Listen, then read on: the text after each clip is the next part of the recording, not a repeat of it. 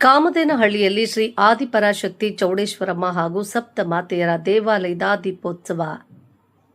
ಕೋಲಾರ ತಾಲೂಕಿನ ಕಾಮದೇನಹಳ್ಳಿಯಲ್ಲಿರುವ ಇತಿಹಾಸ ಪ್ರಸಿದ್ಧ ಶ್ರೀ ಆದಿಪರಾಶಕ್ತಿ ಚೌಡೇಶ್ವರಮ್ಮ ಹಾಗೂ ಸಪ್ತಮಾತೆಯರ ದೇವಾಲಯದ ದೀಪೋತ್ಸವ ಬುಧವಾರ ಹಿರಿಯ ಮುಖಂಡ ಬಾಬು ಮೌನಿ ಅವರ ನೇತೃತ್ವದಲ್ಲಿ ಶ್ರದ್ಧಾಭಕ್ತಿಗಳಿಂದ ವಿಜೃಂಭಣೆಯಾಗಿ ಜರುಗಿತು.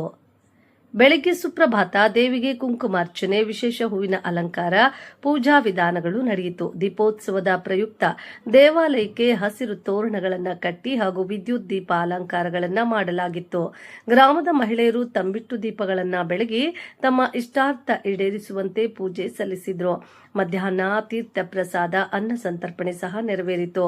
ಈ ವೇಳೆ ಹಿರಿಯ ಮುಖಂಡ ಬಾಬು ಮೌನಿ ಮಾತನಾಡಿ, ಪ್ರತಿ ವರ್ಷದಂತೆ ನಮ್ಮ ಗ್ರಾಮದಲ್ಲಿ ನೆಲೆಸಿರುವ ಚೌಡೇಶ್ವರಮ್ಮ ಹಾಗೂ ಸಪ್ತಮಾತೆಯರ ದೀಪೋತ್ಸವವು ಅದ್ದೂರಿಯಾಗಿ ನಡೆಸಿಕೊಂಡು ಬರಲಾಗುತ್ತಿದೆ. ಗ್ರಾಮದ ಮಹಿಳೆಯರು ತಂಬಿಟ್ಟು ದೀಪ ತಲೆಯ ಮೇಲೆ ಹೊತ್ತುಕೊಂಡು ದೇವಾಲಯಕ್ಕೆ ಬಂದು ವಿಶೇಷ ಪೂಜೆಯಲ್ಲಿ ಪಾಲ್ಗೊಳ್ಳುತ್ತಾರೆ. ದೇವಾಲಯಕ್ಕೆ ಬರುವ ಪ್ರತಿಯೊಬ್ಬರಿಗೂ ಅನ್ನ ಸಂತರ್ಪಣೆ ಸಹ ನೆರವೇರಿಸಲಾಗುತ್ತದೆ. ಲೋಕ ಕಲ್ಯಾಣಕ್ಕಾಗಿ ಪೂಜೆ ಸಲ್ಲಿಸಿ ಉತ್ತಮ ಮಳೆ ಬೆಳೆ ಬಂದು ಜೀವ ಸಂಕುಲಗಳು ಸುಭಿಕ್ಷವಾಗಿರಲಿ ಎಂದು ಪೂಜೆ ಮಾಡಲಾಗಿದೆ ಎಂದು ತಿಳಿಸಿದರು. ಈ ಸಂದರ್ಭದಲ್ಲಿ ನೂರಾರು ಸಂಖ್ಯೆಯ ಗ್ರಾಮಸ್ಥರು ಪೂಜೆಯಲ್ಲಿ ಪಾಲ್ಗೊಂಡಿದ್ದರು.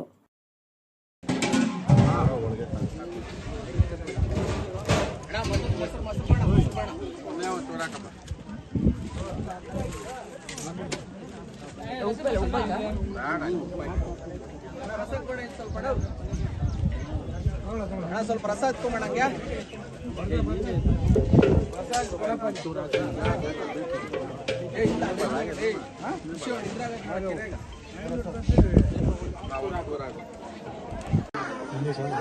ಈ ದಿನ ಕಾಮದೇನಹಳ್ಳಿ ಗ್ರಾಮದಲ್ಲಿ ಪ್ರತಿ ವರ್ಷದಂತೆ ಚೌಡೇಶ್ವರಮ್ಮ ದೇವಿಗೆ ಬೆಳಗ್ಗೆಯಿಂದ ಅಭಿಷೇಕ ಪೂಜಾ ಕೈಂಕರ್ಯಗಳು ಪ್ರಾರಂಭ ಆಗಿ ಮುಕ್ತಾಯ ಆಗಿದೆ.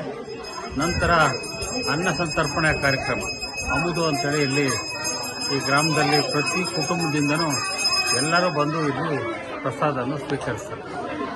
ಹಾಗಾಗಿ ಇವತ್ತು ಎಲ್ಲರೂ ಸಹ ಒಟ್ಟಾಗಿ ಸೇರಿ ಈ ದೇವಿಯ ಒಂದು ಪೂಜೆಯಲ್ಲಿ ಭಾಗವಹಿಸಿ ಈ ಕಾರ್ಯಕ್ರಮವನ್ನು ಯಶಸ್ವಿಗೊಳಿಸಿದ್ದೀವಿ. ಹಾಗೆಯೇ ಈ ದೇವಸ್ಥಾನ, ಈ ಊರು ಯಾವಾಗ ಪ್ರಾರಂಭ ಆಯಿತು ಆ ಕಾಲದಿಂದನೂ ಇದೆ ಅಂತ ಇಲ್ಲಿ ಪ್ರತೀತಿ.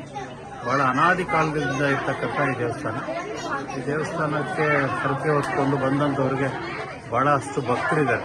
ಅವರೆಲ್ಲರೂ ಇವತ್ತು ಭಾಗವಹಿಸಿ ಕಾರ್ಯಕ್ರಮ ಯಶಸ್ವಿಗೊಳಿಸಿದ್ದಾರೆ. ನಾಳೆ ಬೆಳಗ್ಗೆ 6 ಗಂಟೆಗೆ ಆದಿಶಕ್ತಿ ಯಲ್ಲಮ್ಮ ದೇವಸ್ಥಾನ ಇದೆ.